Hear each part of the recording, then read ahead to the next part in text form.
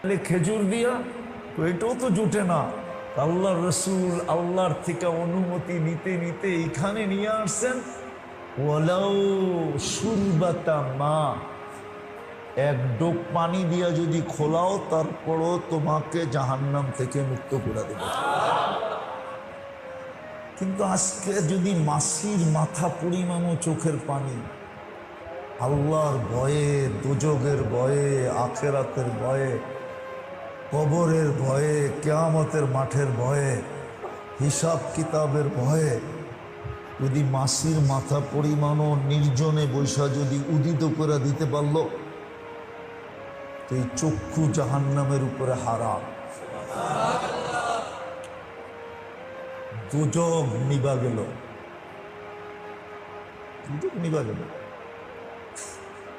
অথচ সারা দুনিয়ার পানি দিয়ে আপনি দোজখের একটা কয়লা নিবাইতে পারবেন না, কয়লা পারবেন না। কেননা ঈসা আলাইহিস সালাম জিজ্ঞাসা করছিল এক দলকে যে সিজ্জিনের একটা কয়লা কিরম বড়, সিজ্জিন একটা দোজখ জিজ্ঞাসা করছিলেন এটা কত বড়। তো মাটির নিচের থেকে জবাব আসছে, কুল্লু জমরাতিন মিনহা কা আতবাখিদ দুনিয়া কুল্লিহা, এক একটা কয়লা পুরা দুনিয়ার সমান বড়। জিজ্ঞাসা করছিলেন ঈসা আলাইহিস সালাম যে ওমা সিজ্জিন, সিজ্জিন কি জিনিস?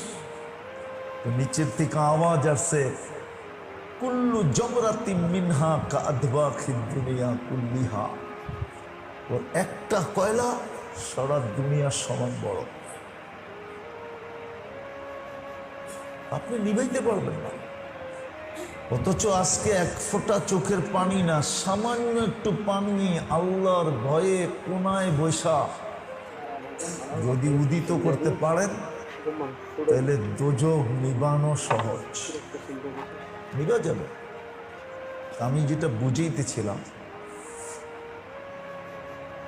যে আফসোস একদিন আমরা করব, আফসোস একদিন হবে, আফসোস। যদি আজকে কয়েকটা জিনিসের মূল্যায়ন না হইল, আমি মূল্যায়ন না করলাম, তাহলে কালকে কিন্তু বড় আফসোস করতে হবে।